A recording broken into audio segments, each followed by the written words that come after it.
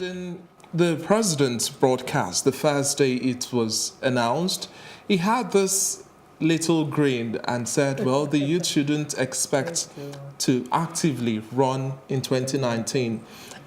Should we question that assertion? The truth of the matter is that, okay, we all know the president was joking when he said that. But the truth of the matter is that even with the reduction in the age, with the not too young to run bill, how many young people are actually ready to run? That's the honest truth. How many young people have been mentored? I tell people that what happens is that we do have youth participation in politics. But the question is, do we have meaningful youth participation in politics? All the thugs, all the boys that run around the incumbent and all that, they're all part of the political machinery. But do they offer meaningful service? Is there any kind of mentoring that goes on?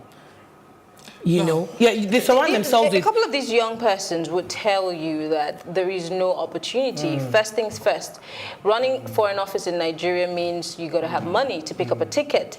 And because they have reduced the age does not mean that political parties have reduced the price or the cost of their forms. Can we start from there? Can I clarify something? There is a difference between youth engagement in politics and youth participation in political leadership. Yes. They're two different things. Well, the not too young to run bill, which I was one of the people that were advocating for that, sought to achieve was the engagement and the participation of young people in the decision-making process. So you cannot make a decision about the future that we're going to be in without involving us in the conversation. It's called sustainable development. How do we get a seat at the table? How do we have a voice when you discuss the issues surrounding us? But she asked an interesting question, Mr. Dio. Yes. How ready are we to even get involved? Hold on. How many of us are even interested in taking that decision? You missed the point. My point is that the way to get the youth ready to be at the table is for them to have some kind of mentorship.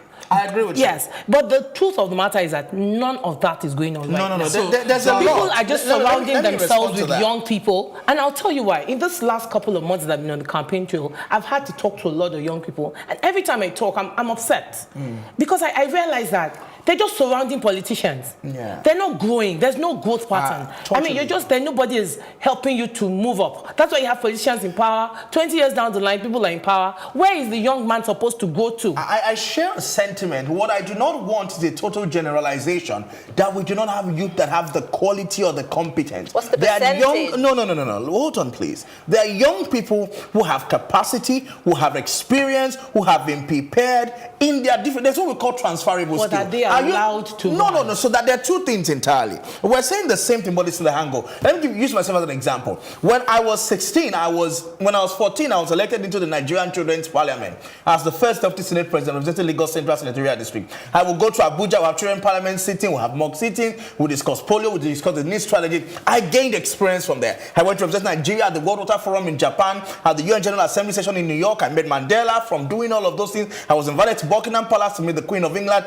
I gathered experiences and skills over the years. I was a one-day commissioner for information in Lagos State. There are young people like myself who have gathered those experiences. What the political class do not do is that they do not place value on those experiences we have acquired in the workplace, in our extracurricular life. That has to change. So there is a value on that. The second step is this. You have to begin to give young people the opportunity to even serve in little places. I love what Madam said. The fact that a lot of young people are around. Because the reality is that they're not opening the space for us. So we want to go near there. We begin to serve. When I moved back to Nigeria, I went to work for a senator as SA for about 3 years. I served. I learned. Did you know that somebody was saying to me recently, about 2 weeks ago, that I was not qualified to become a coordinator of an association of aspirants because they don't believe that I have the qualified experience to lead my colleagues. This is exactly... You understand?